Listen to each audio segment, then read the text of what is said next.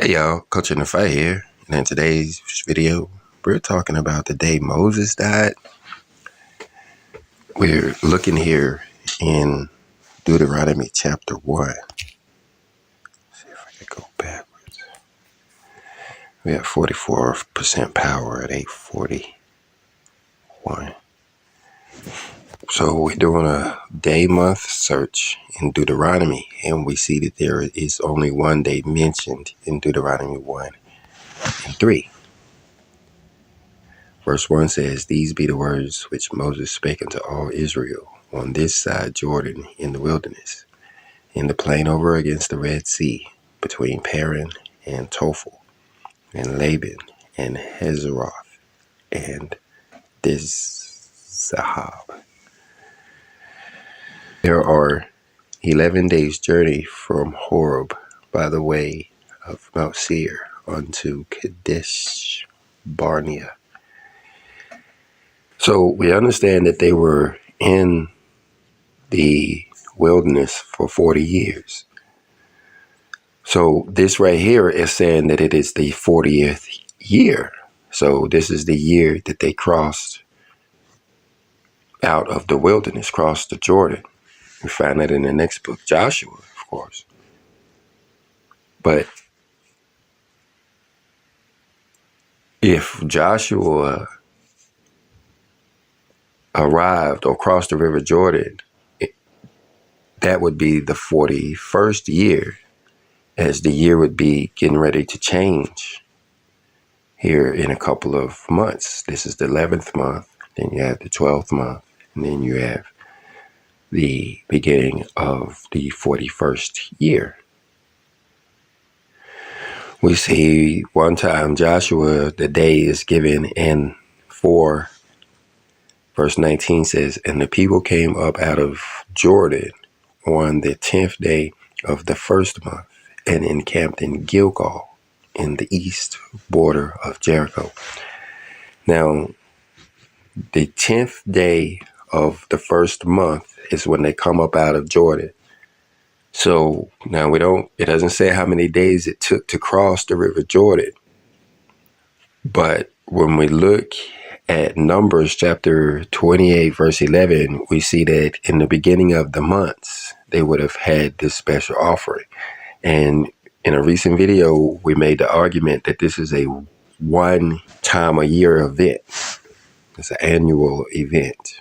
But my point is that they would have had this going on the first day of the month. And then by the 10th day of the same month, they have crossed the River Jordan in the 41st year. So when we're looking back here at Deuteronomy 1 and 3, and it came to pass in the 40th year. So this is the year before, right? But see how it's saying in the 11th month, excuse me, on the first day of the month. So like we said, so you have day 1 of the 11th month. Let me pull up a calendar. That falls on January 31st. Now, I'm over here at coachinthefight.shop looking at this calendar. And we talked about Ezekiel 29 and 1 in a recent video. But looks like that's the only thing, or the only thing we can talk about on the calendar until we get to Deuteronomy 1 and 1, which is the first day of the 11th month. Now, that is an annual event. If you look at our calendar from last year, you'll see it the same, where we have a block there for that month, the first day of the month, in its association with Deuteronomy 3. So we would normally do a video like this one, just like when we get to the other times of the month, we'll talk about like March 26th, Jeremiah 52 and 31. We'll talk a lot about March the 31st, which is 2nd Maccabees 15 and 36. Call that Mordecai Day. Then you have Ezekiel 32 and 1, March the 2nd. But you see the book of Esther, when we get down towards Purim, We'll talk a lot about those verses. That's just the way we do. But there's something particular about this year because, like we said, if Joshua crossed on the first month of the 41st year, then here you have Moses writing a book 2 months earlier. These are his last words. So he would have perished when we go to the end of the chapter. Verse 5 of chapter 34 says, "So Moses, the servant of the Lord, died there in the land of Moab, according to the word of the Lord. And he buried him in a valley in the land of Moab, over against Peor. But no man knoweth of his sepulchre unto this day." Yeah, it won't be found out until the rock hits Mount Olivet. And then one of the things that will happen is that the Ark of the Covenant will rise again. And that's where you'll know where Moses and where Aaron are buried. Aaron is buried on one mountain. Moses is buried on another.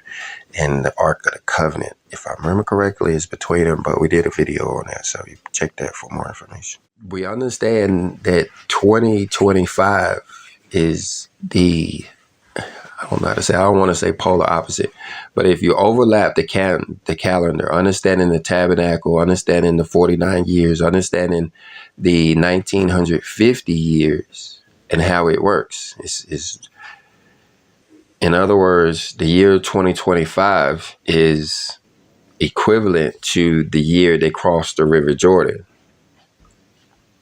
So, whereas we are expecting to cross our River Jordan in 2025, then the Moses of our time would be getting ready to go through this transition. I can't say he's going to die because he's in the spirit already. So I don't know. Y'all let me know down in the comment section what it could all mean, just for funsies. Of course, we don't know.